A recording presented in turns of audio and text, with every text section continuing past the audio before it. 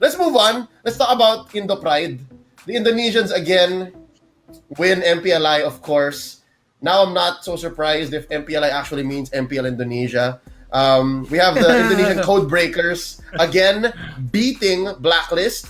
It was first Onyx who did that, and then later on, of course, it's gonna be Onyx again, but this time of a different flavor, an Indonesian flavor. Renmar, again, I think you agree with me when we say Onyx ID was the only other team really that we expected could beat Blacklist. Maybe RRQ. Based on how they played, Close. It wouldn't have been too far fetched to say that they could have beaten Blacklist in that semifinal, but Yeah.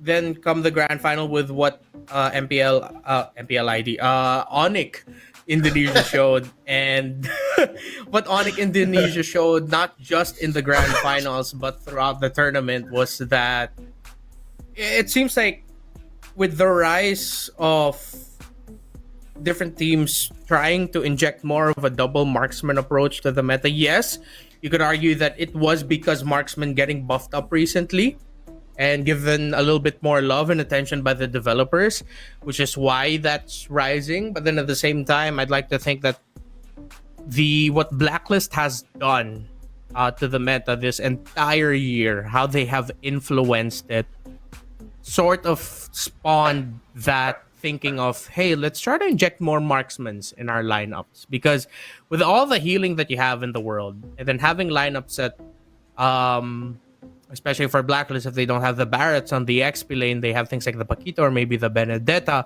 and then you'll have a healer sustain to hold down. Maybe it's going to be Haji playing something like the Cho, who's not a traditional tank pick. Dude, two marksman lineups really hurt. Especially if you can't get to the key targets. And that's what RRQ also showed in games where Skylar was allowed to really shine. If you cannot get to that marksman, despite you being a really good team who's great with team fighting, who have great mechanics in Blacklist International, just that one little thing of alone that you can't get to either of the marksmen, or you can't burst them down quick enough, or if you have the Aldous and they have something like the Wind of Nature to buy them enough time, that's something to crack the code.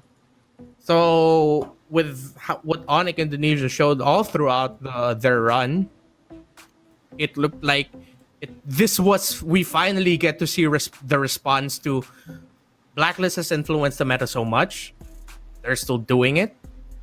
It's our turn to get back that old idea of Indonesia being the ones to really set the meta. And I think that's why Indonesia, and especially Onyx Indonesia, were so ready to face off against Blacklist. Yeah, now that you mention it, it seemed like Onyx Indonesia picked right back up where RRQ left off. RRQ really could have taken that, honestly. In the semis, Onyx just loaded the save file. They're like, okay, RRQ, thank you. Let me just continue. Yeah. Nice and smiling. Do you agree? Is this what it looked like to you? I mean, not only that, but like I was even thinking that when I was going back and reviewing this, I'm like, man, maybe they just passed the secret cheat code to each other or something. There you go. Indo Pride. Yeah, I don't know. It was just pretty much everything that Redmar said too. I agreed with for the most part, and I felt the same way. So, but just it's great to see.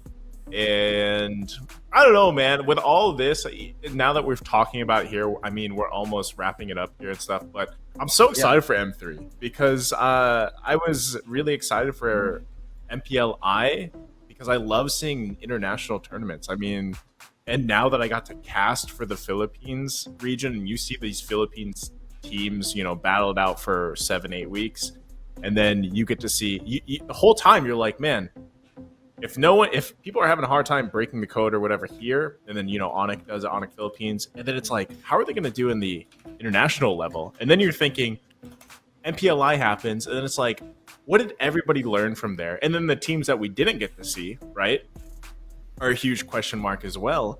And just I'm so excited for M3, man. So can't wait. All right, we just wanted to give a little spotlight to, again, the eventual winners. Indonesia so strong. They really deserve this, and they worked so hard. Indo Pride, as Kabe and Ranger Emas and Momo Chan would say.